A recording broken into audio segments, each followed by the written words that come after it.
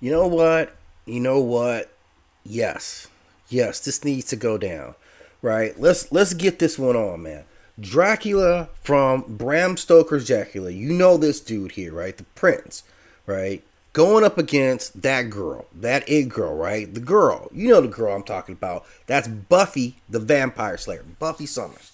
So let's talk about this one in some real context, right? Now, Buffy does have a pretty impressive power set, right? Buffy has Slayer strength, speed, agility, and stamina. She has enhanced reflexes and resilience. She's very proficient at hand-to-hand combat, weaponry, and strategy, and she's very resourceful. She uses a bevy of weapons, including the Slayer Scythe, which I will talk about in a separate piece, holy water stakes, and some magical items that she gets from Willow or from Giles, right? Now, she has some pretty impressive feats. She's defeated some very ancient vampires and demons and gods per their scale, and she's clever. She just has a knack for exploiting the weaknesses of whoever she's up against, all right? Now, this Bram Stoker's Dracula, man, this is like at the top, like close to the top of vampire hierarchy right here. This is a bad dude, right? Immortality, right? Shape shifting. We've seen him do a wolf, bat, mist. He has limited weather control, mind control, and enhanced strength. And he is the master manipulator with centuries of experience. His weaknesses, of course, are classic vampire vulnerabilities: sunlight, holy relics, garlic, and stake to the heart. So, like, we know how to get him.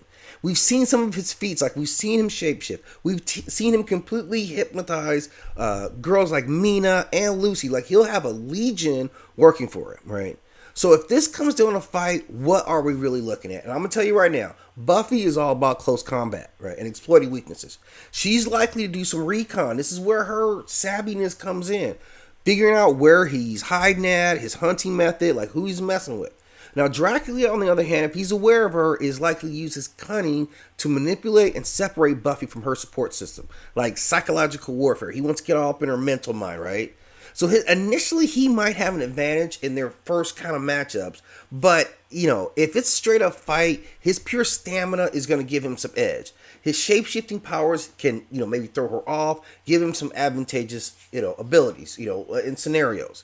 But she's got this highly adaptive ability, and her weapon set, like I said, with holy water, sun tricks that she can get from magical sticks and stuff, and that scythe, like, she's really going to be able to exploit any weaknesses that he has. And I'm not going to lie, if I had to put money in a straight up fight, no external forces coming in, I'm giving Buffy the edge. And I'm going to say 7 to 8 times out of 10 she wins.